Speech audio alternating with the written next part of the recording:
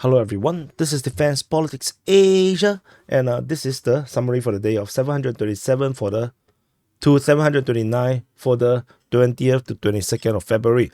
Yesterday I wanted to do the SITREP, but no, I need to rush out, so I didn't manage to do. When I come back, it's a bit too late. And so we're gonna start off with the front. We're going to start off with the frontline changes report, and there is further frontline changes report as compared to as on top of what I have already published yesterday on the frontline changes report, and this time around is all very major. And we start off with Ivanivske. So over at Ivanivske, the Russian forces have made tremendous progress over at this south western part of Bakhmut city. The Russian forces, according to the Russian sources, have basically entered into Ivanivske and started the Battle of Ivanivske. They have entered the eastern part of the Ivanivske and they have closed up the entire northeast, according to the Russian mapping. So, I believe not Russian mapping, Ukrainian mapping. So the Ukrainians are the one that reported this. The Russians are not even this bullish. The Russians only reported about the advance in the northeastern part of Ivanivske. They did, and they said about some fighting in the first few buildings, but it wasn't this extensive in terms of the mapping wise. So the Russians are making tremendous progress over Ivanivske, and the battle is now into Ivanivske itself. And so the other frontline change is over at the Avdiivka Front. So at the Avdiivka Front, some tremendous changes over this area here. As you can see, this is Avdiivka city. The Russian forces have pushed out of the coke plant towards Orlivka, and another push have basically taken basically everything of eastern Sjeverne, so or Sjeverne. So this one is particularly interesting because the Russian forces basically have entered from the east of Sjeverne, and they have conquered or basically taken everything to the east of it. And I believe even this tree line is gone, although based on Ukrainian mapping, this is still a gray zone, but I believe it's gone already. And this is the Battle of Sjeverne, and I don't think it's going to last very long. There is already rumors about Ukrainian forces withdrawing from it. So the next change, the one over fighting over the Orlivka, there is already geolocation of Russian forces attacking this very location. So even though the confirmed front line is here, the Russian forces are already making push towards Orlivka already, and they are not that far away. This is basically one tree line away. So let's see how this progress. And the other front line change is over at Robotyne. So in the Zaporizhzhia Front, this is the Zaporizhzhia Front at the Kharkiv sector. There is major frontline changes over here. It's very shocking. Based on the Russian mappings, the Russian forces have made tremendous progress in the northwestern part of Verbove and the western part of Verbove. They have taken all the way up to the entrenchment around here, taken literally almost all of eastern part of Robotyne. They have taken the entire southern part of Robotyne as well. And so this is based on Russian mapping. In terms of the Ukrainians, they only acknowledge this. This is the only one they acknowledge. So if I zoom in a bit, you probably see better. So the Russian forces taken everything around here. They have progressed all the way up to the main road along the entrenchment, and then they have taken everything in the southeast of Robotyne and almost the lower half of eastern part of Robotyne. They've taken the southern part of Robotyne as well. And so the Ukrainians only acknowledge this push. Only this part was acknowledged. Everything else is not acknowledged by the Ukrainian side. So this is the frontline change over at the Kharkiv sector. And if the Russians' mapping is true, we are looking at actually a very fast collapse of the Ukrainian lines over at the Robotyne-Verbove region. And we will probably see a lot more frontline change over the next few days, because given this kind of advance, the forces here is basically routed. So this routed force tends to have trouble reorganizing unless they have reinforcement coming up to help out with building up of the next line of defense. So we'll continue to monitor this. And the last frontline change is over at I think, is it the same one or is the same one? So this is the frontline changes report. This is everything. So that's all for the frontline changes report. We go into the strategic stuff. I have published a report about the Russian forces reorganization. Basically, the 5 armies that 5 groups of forces that the Russians have deployed into Ukraine has been reorganized. Their responsibility have changed. So do check out that video. That one, it really talks a lot, and you can also speculate yourself what is to come based on these kind of changes. And so another Sukhoi 34 was shot down over Ukraine. This is the, I think, 8 aircraft over the past week that the Ukraine have shot down over Ukraine. And however, on the Russian side, in the latest report, they have reported that they have taken out a Patriot System. So according to the Russian report, they say that they have managed to wipe out a self-propelled launcher, a transport and loader vehicles of the Patriot SAM system. So, which means that there is a high chance that all this shoot down is due to the deployment of the Patriot system somewhere, probably, let me use another color, somewhere in this area here. So, somewhere around this area here, in the Zaporizhzhia to the Donetsk Front, or maybe, most likely towards the Donetsk Front, maybe not so far up. Yeah, there is some kind of Patriot system that is being deployed somewhere, and is now being discovered and destroyed. I'm not sure if there is more launchers. We'll be able to tell if there is more Russian aircraft getting shot down. So, but yeah, it does give us an answer is to know why the Russians are losing so many aircrafts, because it's unusual, because it's not known for the Ukrainians to have any more major surface-to-air missile systems, and the Patriots are almost never deployed in the frontline regions. They usually deployed it very much to the rear, particularly around Kiev, to protect Kiev. So anyway, that's all for this part. And we move on into the strategy and tactical reporting. So we in the southern front, this is the Kherson Front. This is the Kherson Front. At the Kherson Front, there is rumors of Krinky getting captured by the Russian forces. This is actually posted on the Russian Defense Ministry's report. However, it is unusual because the revelation is that they are doing sweeping or mopping up operations. However, that means that the fighting is still ongoing, and the Ukrainian forces are still actively trying to see see if they can reinforce and resupply the troops. And there is Russian forces sharing footage of them putting a flag at this position, and there was another geolocation of Russian forces engaging in rifle battles over there. But however, that's only show that the Russians they are around here. There is no clear indications that the Russians have entirely captured the entire village or cleared it of Ukrainian forces. Based on the reports coming out from the sources, even Ryber have mentioned that there is still fighting in this area here. The Russian troops are still trying to clear Krinky from the remaining pockets of resistance.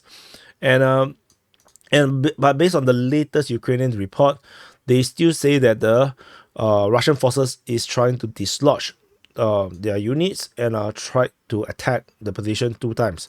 So we definitely still have not really seen the very end, because the Ukrainian side have not considered the loss of Krinky just yet. So we'll definitely have to continue to monitor this. However, the Russians are starting to look across the river. They are bombarding Ivanivske as well as Mykolaiivka. In terms of Ivanivka, we do have geolocation of a drone attack on Ukrainian positions on the vehicles. And we zoom further out, there is a MiG-29 getting shot down over Belozerka. So this MiG-29 probably was trying to do some missile launch, I guess, because they don't usually use the MiG-29 for air support roles. So this got shot down over Belozerka. And there is also a geolocation of air defense system getting hit by missile strike over near the Chernobyivka air base. Somewhere near, it's over here. So we will continue to monitor the situation over in the southern front, in the Kherson Front, and yeah, that's all for the Kherson Front. We move on to the Zaporizhzhia Front. So this is Zaporizhzhia city, and this is the Zaporizhzhia Front. Only until here. There is three sectors. There is Kayamsky sector, the Orlivka sector, and the Huyai sector. This is the Huyai sector, and there is fighting reported in the Kayamsky as well as the Orlivka sector, as well as Huyai a little bit. Over in the Kayamsky sector, the Russian forces are attacking in the area of Lukove as well as towards Shebaki. So this is being reported. However, there is a geolocation of Ukrainian forces along this tree line, so there is some clarification of the front line in favor of the Ukrainians. However, these are probably just probing attacks, and these reports are pretty new. This is the latest on the last 24 hours. This one is the earlier. So you can see that the Russians attack on the 21st and then 22nd they attack here. So the idea is just to keep the Ukrainians guessing where the main offensive is going to come, and also to probe to see where the weak point is. And over at the Orlivka sector, this is the Orlivka sector. Major frontline changes happens over here, but in essence, the Russians are attacking towards Orlivka. They are attacking in the northeastern part of Kupani. Fighting continues in Robotyne, fighting in the west of Verbove, at Verbove, northwest of Verbove, towards Mala Tomashka at Luhivske. So if you look at this, is a major offensive action across the entire front over at this Orlivka sector. And if we zoom into the Robotyne Verbove region, this advances is based on Russian mapping. The pro-Russian source Ryba basically mapped that the Russians have taken the southern part of Robotyne. They have taken taken this, and they extended and continue to expand their control over in the southeastern part of Robotyne, and even reach the road and the major entrenchments in the western part of Verbove, and also taken a huge chunk in the northwestern part of Verbove. So this is a major advancement if Ryba's reporting is accurate. The Ukrainian mapping have not acknowledged most of this. The only one that Deep State UA has acknowledged is over here. This is the only one that the Deep State UA has acknowledged. And the only geolocation that we can confirm is over here. This actually confirms some change in terms of the front line in the yesterday. So most of these major changes, actually all these big changes comes in the past 24 hours. The news just came out over the past 24 hours. Yesterday there wasn't this much change. So yeah, so this is the frontline change. The Ukrainians are counterattacking over Robotyne region, but this is about all of the counterattack by the Ukrainians. The Russians are on a heavy offensive. And it looks like within the next few days, we might see the Russians take Robotyne and the entire northern part, this entire entrenchment, that the part of the Surovikin line will be taken. The another thing is that given the speed of the advance, if the Russian claims are correct, the Ukrainian forces definitely in this area is routed. So if they are routed, then we might see trouble for the Ukrainians to re-establish a second line of defense if they do not have reinforcement coming in to help them to hold the line, because forces that are routed have no will to fight. They will need some time to rest or have some encouragement by having more men to accompany them in the new defensive line. So but given the speed of the advance, I think the Russians are doing something very akin to we see at the Avdiivka, the Battle of Avdiivka, where the lines have broken. Suddenly there's this flood of Russian soldiers just taking positions after positions. I think this is something that we might be witnessing over this Robotyne region. And so we will continue to monitor and see how this progress over at the Orlivka sector of the Zaporizhzhia Front. And of course, it's always important to note of these probing attacks across these lines. These three attacks is all reported on the 20th. So definitely it's just one off, but definitely it puts pressure on the Ukrainians in terms of reinforcement, because they might be sending forces down. Suddenly the Russians attack in all these different sectors, which means that the Ukrainians have to be redeployed to pay attention to all these new attacks. And this definitely have hampered the reinforcement to the frontline regions. So that's all for this area. We move into the Huaypole sector. Over the Huaypole sector, there was only one attack being reported. The Russian Defense Ministry reported the Ukrainians attack towards Novozlatopil. So this is the only one that we see over at this area here. And this one is kind of weird because based on the Russian reports, the way how they wrote is that they repelled a counter attack near Novozlatopil, which means that there is a Russian attack somewhere around here because they call it a counter attack. So it's interesting to see them say that. We will continue to see how this progress, and that's all for the Zaporizhzhia Front. And we move on to the Donetsk Front. So this is Donetsk city, and this is the Donetsk Front. And at the Donetsk Front, we have a lot of fighting being reported in this area here. There's Russian attack towards Staromayorsk in Novodonetsk, towards Zolotan south of Prashestivka, in the area of Volodymyrivka, over at Novomikhailivka, Boyeda, Georgievka, Krasnohorivka. Ukrainian forces attacked at Shevchenko. So this is the strategic situation over in the Donetsk Front, and you can see that the Russians are also conducting very, very major offensive operations in this area here. And so we'll go from sector to sector. So at the Velika Novosilka sector, this is the Velika Novosilka. This is the sector over here. The Russians are attacking Staromayorsk, and Russians are more positional in this area here. They use artillery to hit Ukrainian depots or ammunition dumps over at Robotyne. Another one happens over just off Novodarivka. So this is Novodarivka. Another one happens over here.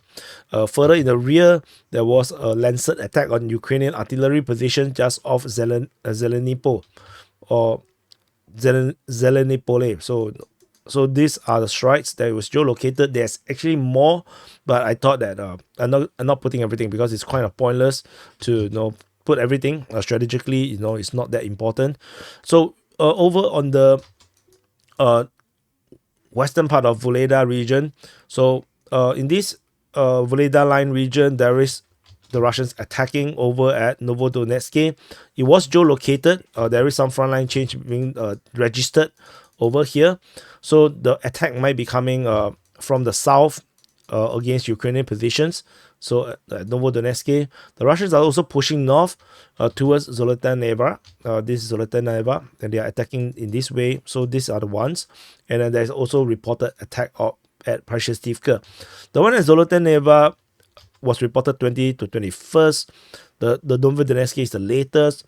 And then Prashestivka seen reports of attack on the 20th. So this is not a one-off all happening at the same time. It's a probing, sometimes here, sometimes there. So it's something to note. And the Ukrainian forces was reportedly attacking the north of Shevchenko. This was a continuation of the previous report. We'll continue to monitor. There is a front line being geolocated over at this position. So this is a gray zone. So we will leave it as gray zone for now because it's a frontline geolocation. We move on. There is fighting report at Volodymyrivka. Nothing much to talk about. And over at this Marinka sector, the Russian forces are still attacking Novomikhailivka, but I believe this attack here is positional. The Russians are not storming the position. Maybe they are not ready for it. Instead, they make their focus at Boyeda. Or Bobeda. So at this area here, the Russian Defense Ministry has confirmed and acknowledged the capture of Bobeda in their latest report. And this capture is not acknowledged by the Ukrainian side just yet. However, geolocation of Russian raising the flag on the rather northwestern part of Bobeda or Bojeda basically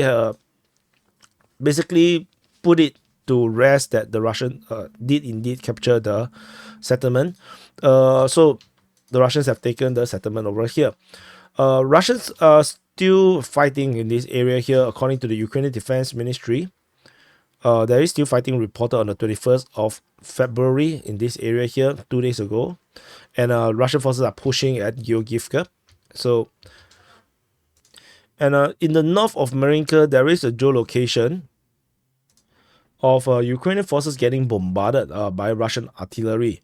But what is disturbing is that when the soldiers run, they look very female the way they run. Not sure if you can see, trip and fall. They're not armed. They didn't bring weapons, and the way they run, the way they swing their arms, is very female. So I believe that in this very position, where the Russians have bombarded the Ukrainian positions just very close to the front line, these are actually manned by female soldiers. So that's actually very disturbing to me. So but it is what it is. This is war. And there is also a geolocation of Russians attacking Ukrainian ammo depot over at Orlivka. So yeah, so that's all for the situation at the Donetsk Front. Very intense offensive actions across the board. Mainly the focus is still over on the eastern part of the Donetsk Front. And we move on to the Avdiivka Front. So the Avdiivka offensive is still ongoing despite the capture of Avdiivka. The Russian forces are conducting offensive across multiple sectors. They are attacking at Stepove, towards Orlivka, towards Lashtovskini. They are attacking Sjeverne. They are attacking towards Tonenki, in the area of Vodian, Performaiske, and Nevelske. So basically, they are attacking across the entire front line. And there is major frontline changes in this area. Ukrainians are counter-attacking at Lashtovskini and the western part of Avdiivka, as well as Badaichi. But it is dwarfed as compared to what the Russians are doing. So this is the strategic picture. If we zoom in, they also attack at Performaiske. So let me and Performaiske. Yeah, so this is the corrected one.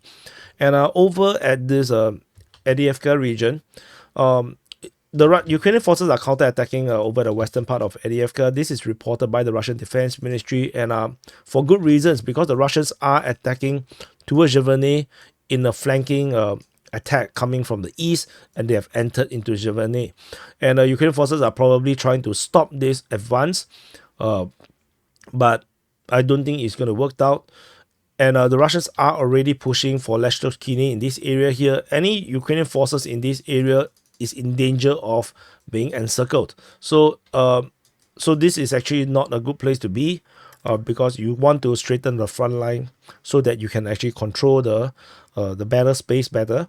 And so there is already rumors about the loss of Sjeverne to the Russians, but this is not corroborated just yet. I don't think this is confirmed yet. So we shall continue to monitor and see how this goes. This is reported by this mapping is by the Ukrainian side, so the Ukrainians acknowledge this change. The Russians are geolocated on the outskirts of Lashtovskini, pushing the front line all the way to the edge of Lashtovskini, and over on the western part of the coke plant. The Russian forces are attacking Orlivka. They are heading towards it. The zone of control has been expanding over the past 2 days. And there is already geolocation of clashes over on this junction, on this area on the road to Orlivka. The Russian forces, however, is still conducting a clearing operation at the coke plant. There is probably still some Ukrainian forces hiding or injured within the coke plant. The coke plant is a very huge facility. It's going to take some time for them to clear. And further up north, geolocation of M1150 getting destroyed just off Stepove. The Russians are pushing over here. Ukrainians are pushing at Badaichi. So a lot of clashes around all these areas. And yeah, so this is the Avdiivka Front. A very, very dynamic situation is being developing over in this area here. So we will continue to monitor and see how this progress in this area. And further in the rear, there was some missile attacks, but I don't think it's very important. And we move into the Niu-York Front. Over at the Niu-York Front, this is the New York City, and this is Donetsk. Ukrainian forces are conducting offensive operations in this area here, with Ukrainians attacking towards Mayos, in the area of Pivdene and New York, and the Russians are counter-attacking over at Mayos region. So that's all we know of this area here. The fighting is still ongoing, and we shall see how this progress. We move on into the Bakhmut Front. This is the Bakhmut city, and this is the Bakhmut Front. Over at the Bakhmut Front, in the southern flank of the Bakhmut Front, the Russians are continuing their usual. They are attacking towards Klishevka, towards Andriivka and Kodyomivka. So there's nothing changes around this area here. It's probably very positional in nature, given the lack of frontline changes report in this area. Further in the northern flank, the Russian forces are attacking in the area of Bodanivka. Ukrainian forces counter-attack at Bodanivka region. The Russians are attacking Ivanivske and in the northeastern part of Ivanivske. And this has results in terms of the major frontline change over in the eastern and northeastern part of Ivanivske, with the Russian forces entered into the first buildings at Ivanivske already. And they have basically closed up and captured all of the northeastern part of Ivanivske. So this mapping is coming from the Ukrainians, so this is most likely the correct one. This is the most accurate one, and we will definitely see within the next 24 to 48 hours the Russian forces attacking into the northern part of Ivanivske after they close up the front line in that region. Because the Russians are already here, the Ukrainian forces will be distracted into holding the lines against this push, and which give the Russian forces the opportunity to attack into the north and hitting the rear, forcing a Ukrainian withdrawal into a new line towards the center of Ivanivske. So that's the Battle of Ivanivske has basically begun. And a lot of geolocation in these areas here, particularly is just to me is the important thing is just that they are confirming Ukrainian positions in this area as well as the Russians over here. So no need to go through the details. It's pretty meaningless. Basically, Lancet attack, drone attacks, artillery shellings. Yeah, just copy and paste. Just roll the wheel. One of them must be correct. So that's all from the Bakhmut Front. We move into the Siversk Front. Over the Siversk Front, Russian forces are conducting new offensive actions at Roslivka on the 21st to the 22nd, at Vimka on the 20th to 21st, and Bilohorivka is the usual. So they're attacking in these directions, and so this is the strategic situation around this area here. Some geolocation of artillery shelling Ukrainian forces just off Sjeverne, confirming the Ukrainians are still there. TOS-1A strike, the thermal barrack missile strike on the Ukrainian positions in the front lines of Bilohorivka. So it just shows the Ukrainians are still holding the lines in where we have mapped. But the perseverance of the attack over at Roslivka is something to take note of. The Russian Defense Ministry reported on 2 days already that they are attacking Roslivka. So if there is a major push in this direction, and if they continue to sustain this, it's going to break the line and head up into the rear. And if this is successful, although I have to acknowledge this is going to be difficult because it's all settlements around here, it's going to cause major logistical problems for the Ukrainians over on the eastern part of this front line. But anyway, it's not going to be easy, so let's not get too excited about it. We move into the Kreminna Front. This is this Kreminna city, and this is Kreminna Front. There is no battle over in the Serebrenske Forestry region. It went really, really quiet. I'm not sure why this is the case. And but however, the action is primarily around the Terny-Yampolivka region. The Ukrainians are attacking towards Zilivka, but it's just a one-day thing. It was on the 20th, and it did not happen after that. The Russians, however, is on a very constant offensive over towards Terny, and in the latest report, they also started to attack Yampolivka. Ukrainian forces are counter-attacking over Terny because the Russian forces are making progress, and this progress is pretty important, pretty significant, because if we zoom in further, this entire valley and tree line has been taken by the Russian forces, and they're basically just talking about like less than a kilometers away from the settlement, which means the Russian forces will be able to continue to advance and start the Battle of Terny very, very soon. And they totally bypass the entire Ukrainian favorite forest. All these forests are very, very hard for any attackers to go through. Definitely Ukrainians have very good defensive position around here, and the Russian forces can basically bypass them and go into the rear and stranded them and encircle them. So the Ukrainian forces will have to decide, if the Russians started to enter the settlement, should they still continue to hold this line? Or should they actually go in to reinforce, or actually launch a major counteroffensive into the rear? So this is something that the Ukrainian forces will have to decide when it comes. And that's all from the Kreminna Front. We move into the Siversk Front. There's nothing over here, into the Kupyansk Front. So this is Kupyansk city, and this is the Kupyansk Front. At the Kupyansk Front, there is fighting being reported over at Sinkivka. This is the usual. Ukrainian forces are also counter-attacking over there. The Russians attack Petropavlivka as well as Avdiivka.